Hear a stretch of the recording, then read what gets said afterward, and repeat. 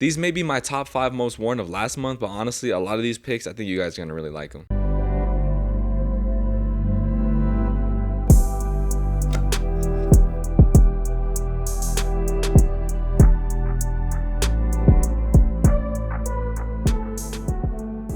Welcome back to the Scent Booth. This is Patrick here. I've got my top 5 of March were the most worn for me, and I'm just gonna quickly break down each of them. I don't want the video to be too long, but of course I want to give you a real world review of each, or at least scenarios in which I wore them, and the moods that they evoke. More specifically the notes, more the overall breakdown of the entire fragrance, how it's coming off to my nose, not really pinpointing each note and trying to explain them in depth like that. But so funny enough, for 2 through 5, the number of wearings is the same at 2 wearings each. So I might just go in kind of like my favorite order, if you will, at least like within this month, even though there was 2 wears of each, what was the most meaningful, if you will. So at number 5, we'll start with Liquid Brun from French Avenue with 2 wears. Let's get this on strip real quick and we'll just talk about, where I wore this, kind of what it did for me during the month. Woo! Oh my gosh, even two sprays on the strip is crazy. Yeah, Liquid Brun or Altair, or PDM, very interesting take on a gourmand. That hint of orange blossom with the spices, and then a ton of ambroxan as well, and musks is really going well with that core vanilla identity. But I just love that while it's vanilla, all these other ingredients are really toning it down, making sure it's not too sweet, not too spicy. And overall longevity is super great if you care about that kind of stuff. I'm sure a lot of people are going to say like this is kind of a compliment getter type of fragrance, and while I do wear it out occasionally, maybe on a date or so with my girlfriend, this month I actually wore this twice just in house. So after work, after a shower, and making dinner and stuff, this was kind of just a relaxing chill out type of fragrance for me.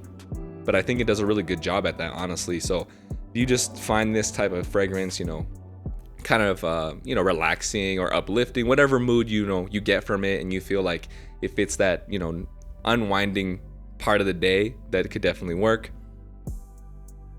But yeah, you really just can't go wrong with Altair, or, I have the cheaper version, Liquid Brun.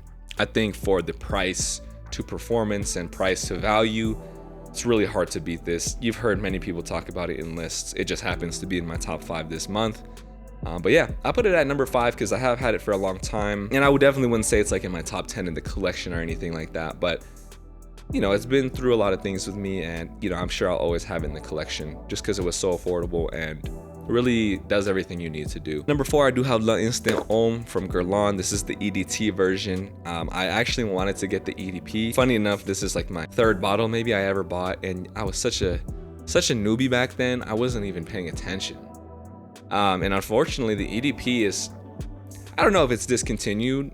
I've heard rumors of that, but it's definitely harder to get, and I think it definitely went up in price as well. So I don't know, I would consider maybe going secondhand if I can find the EDP at some point. But as you can see, I've used this bottle a lot. I feel like I've decanted some of it too for myself and some friends as well, so that's probably why it's also lower. But yeah, I've had it a while. Let's get it on tester, we'll talk about it more. Ooh, so good. Crazy fragrance. Yeah, so I don't know. This is this stuff is too good. The Instant line just has a very distinctive signature quality to it. Kind of like how a lot of Guerlains are, within their line. Like the the Ideal line with the signature almond is probably like the most famous, other than Shalimar, probably, because that's like, one of the OGs. But yeah, this is such a beautiful fragrance. You have some star anise with lemon in the opening, creating this really uplifting, relaxing nature. This is a very patchouli dominant fragrance, but the way it is combined with so many other ingredients, this is signature scent worthy. Not too heavy, not too light. Even the EDT is honestly pulling its weight here, with the EDP, being a little richer. I feel like I've never tried it, but that's likely the case.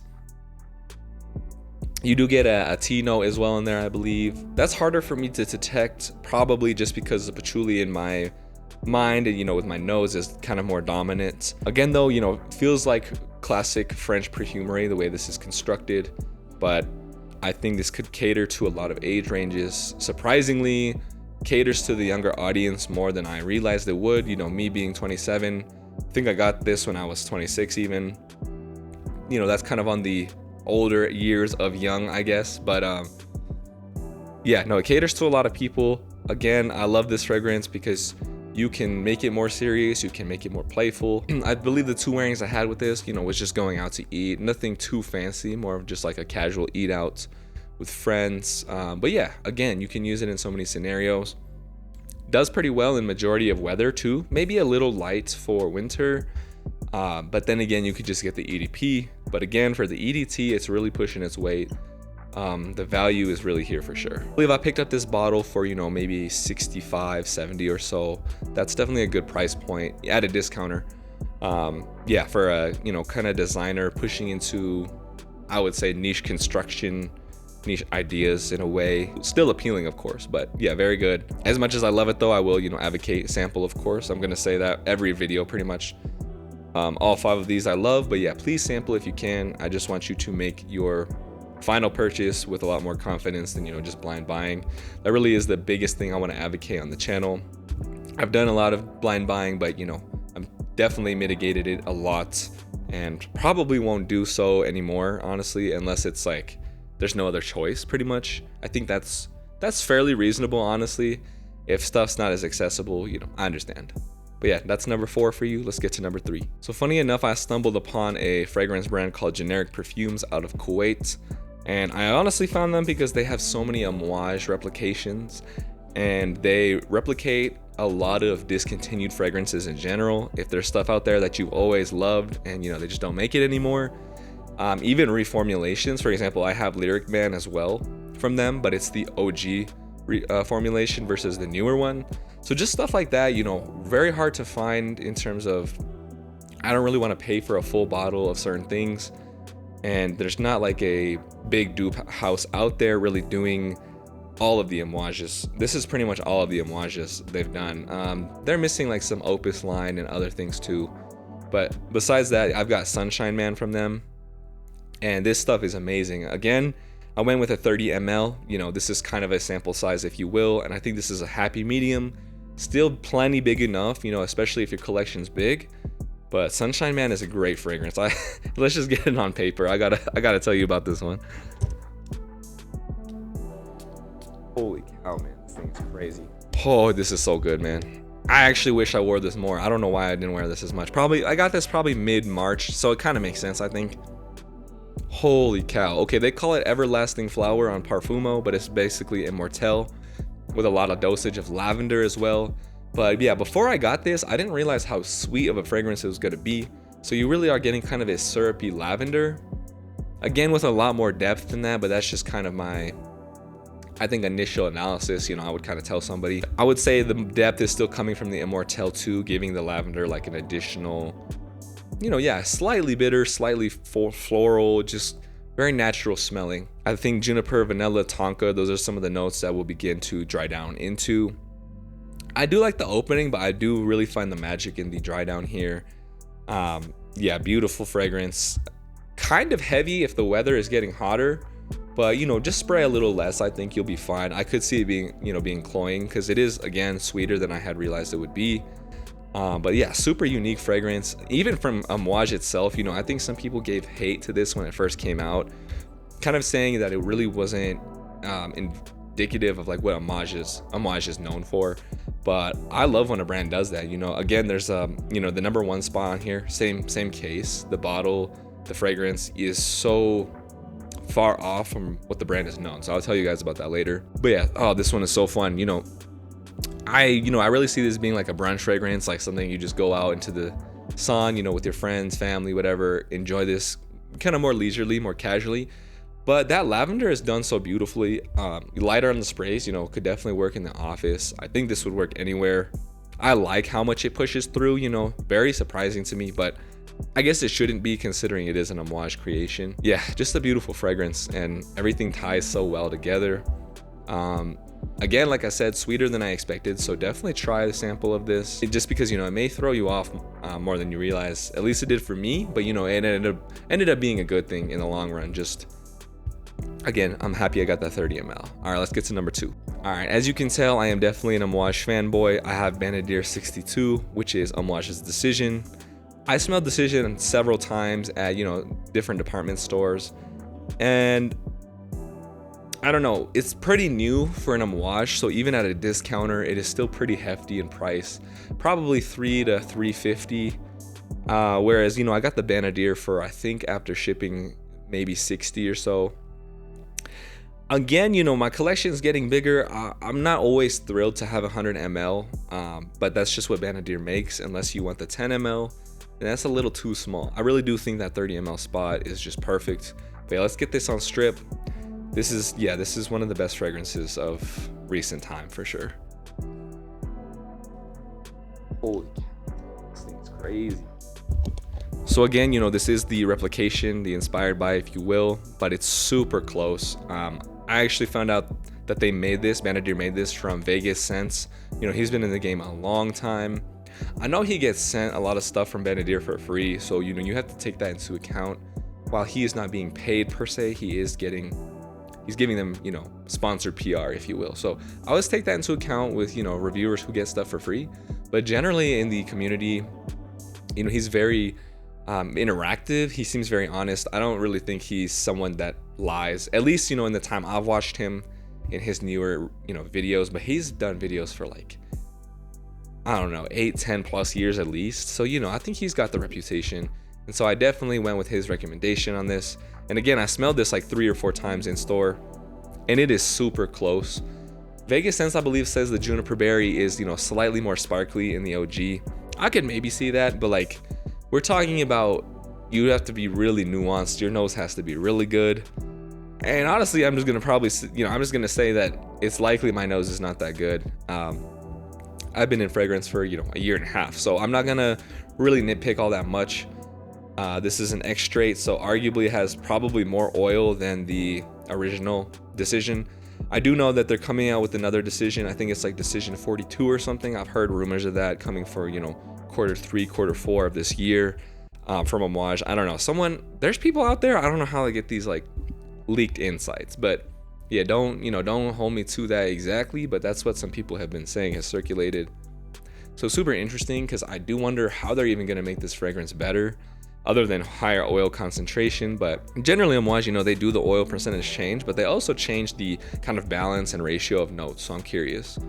But yeah, as for this fragrance, beautiful opening with a lot of frankincense, but it's just so well blended into some juniper, and again, a nice vanilla dry down. And, you know, it's not the sense of vanilla as you would get with liquid Brun, you know, turning into a gourmand, but it's just the essence of vanilla, the kind of feeling, the little bit of the creaminess and just the roundedness it gives you, with a slight touch of sweetness for sure, but it's almost more like a fresh vanilla. And by all means, that's not, you know, unique. There's other fragrances that do that, but I just love the way this is done, because it's tied into, you know, more of those Omani rich resinous ingredients.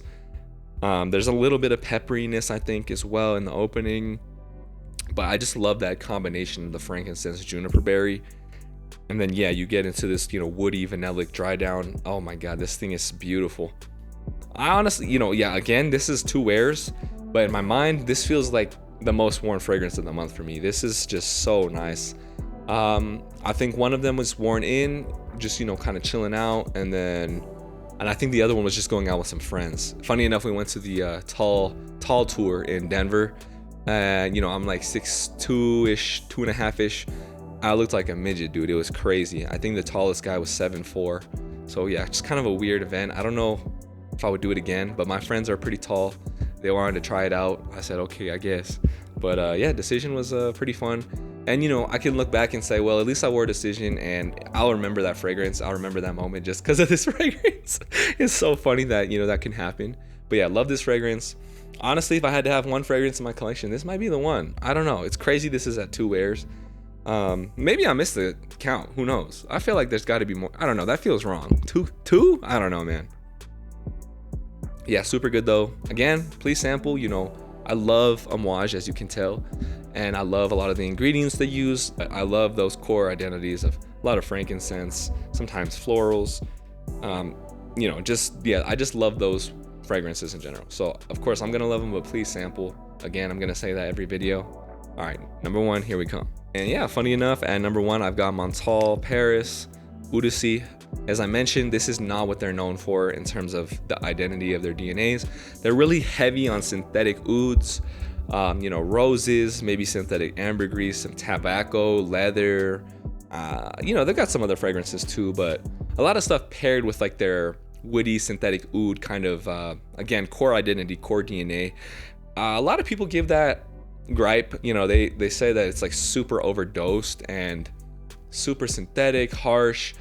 I haven't tried a ton of Montale, so I don't want to speak on that too much, but I can definitely tell this is a synthetic oud wood in the base. So I think you just have to go in knowing that. Again, you can get Montales from like $50 to $90. So really, at that price point, really expecting that, oh yeah, I'm getting some really niche stuff here. And again, it gets complicated with like the pricing of dupe fragrances, what they're able to achieve with the price point, and just, how much oil even costs at the end of the day to make a fragrance and to bottle a fragrance. It's all relative. It's all at the value of what you want to pay. We can definitely have that discussion. I love talking about that aspect of, fragrance marketing, what fragrances mean in popular culture and society, what they evoke to other people when you wear them. We'll talk about that another time. But yeah, let's get Oudyssee on strip, and I'll just talk about the notes, where I wore it, the feelings.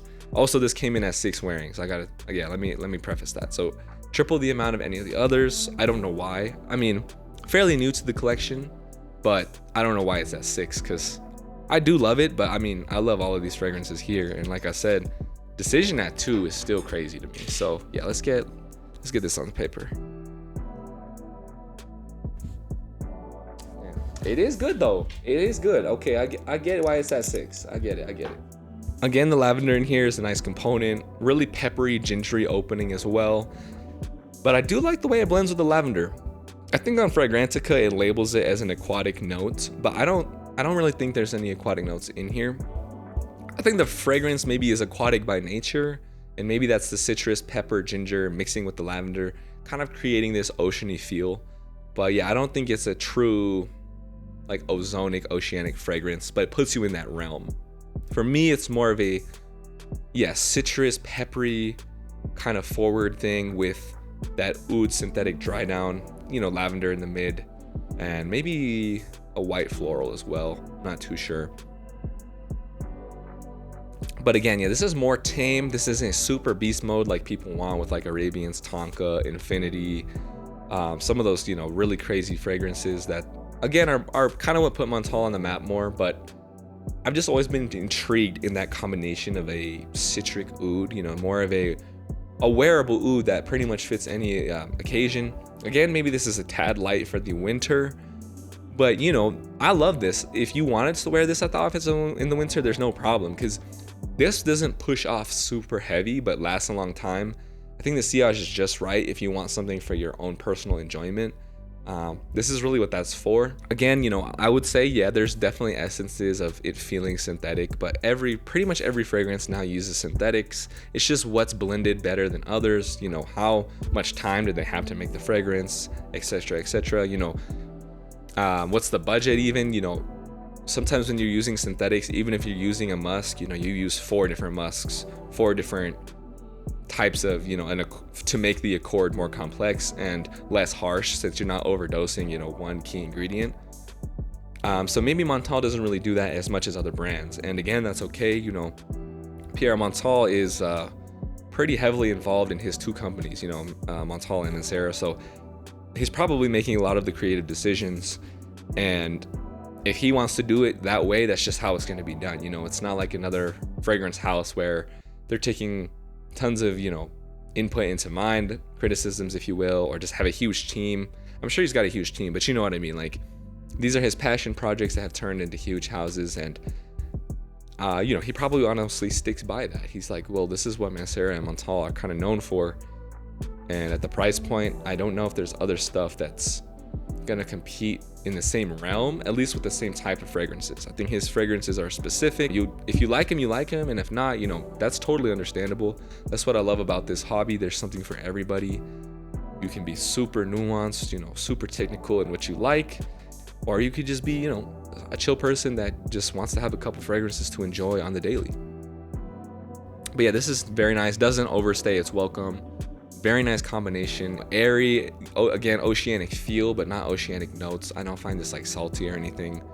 But yeah, beautiful with that dry down too, getting into those signature woods. They do feel less overdosed, I will say, than some other Montales. Again, I haven't tried a ton, maybe like 5 in terms of sampling. But yeah, this one, super nice if you're kind of curious for a, you know, citric, woody oud type of fragrance with a slight bit of sweetness. There you have it. Those are my 5. You know, again, funny enough, 2 wears on all of those except the top number 1, Montale being at 6.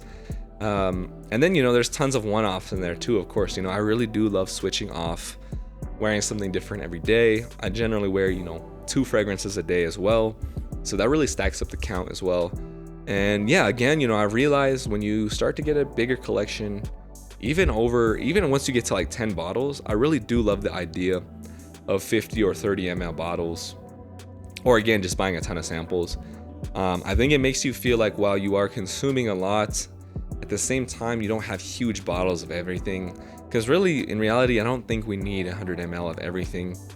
You know, if you have a signature scent, it absolutely makes sense. You could even go crazier. Like, for example, my girlfriend, I think she has the 5 ounce of J'adore from Dior, but she wears that every day and, you know, sprays fairly heavy too. So it's like, yeah, if you have those scents that you're just gonna gravitate towards over and over and over, then yeah, absolutely get those big bottles. But yeah, I mean, I've realized more, even dupe companies too, like, you know, the Middle Eastern houses, Latafa, Armaf, you know, Afnan, they need to really kind of maybe look into 50 ml bottles too. I think clone brands, you know, they just keep getting bad reps for being such an advocate for overconsumption. And I do have to agree with it. You know, I'm a part of it too, for sure. I have a good number of clones, but I think it'd be a nice medium. You know, people want to have a good collection if they can afford it and, you know, it's within their means. But just having 100 ml of everything is just a little overwhelming. It's a little crazy. The way I envision it is if you had 50 mLs of 50 bottles, that'd be the equivalent of 100 mLs of 25 bottles. And for some people who love variety, I think that's just perfect. Again, I don't know, you know, what their opinion would be on that because of, you know, price point. Some fragrances in the clone house realm, you know, they're like 35, 40 bucks. So they'd have to kind of, I don't know, they don't want to price too cheaply, right? Like if they make something $20, 25 bucks for 50 ml, I don't know if that gives them the wrong projection of their brand identity. But again, I think overconsumption and being associated with that is low-key worse. Just food for thought, you know, we can again talk about that more another time, but I think that's kind of a fun way to wrap up this video. So I appreciate all of you. Let me know what your top 5 was, or, you know, what you just wear a lot, honestly, how the seasons have kind of changed what you wear. I always love the discussion with all of you. You know, that's very important to me. And, you know, just seeing what people like out there. In my collection, I feel like I'm kind of lean in the designer realm. Not saying that's a bad thing, but I know a lot of you love designers out there. So I do need to get my nose on more designers, or, you know, just buy more samples. I don't even need the full bottles. Just kind of review more of those with you guys, because I know you do enjoy those. And I have no problem with the designers. So yeah, we should do that for sure. All right, let me know what you think about the video. Like, subscribe, comment. I appreciate all you out there. This is Patrick. I'll see you in another one. Take care.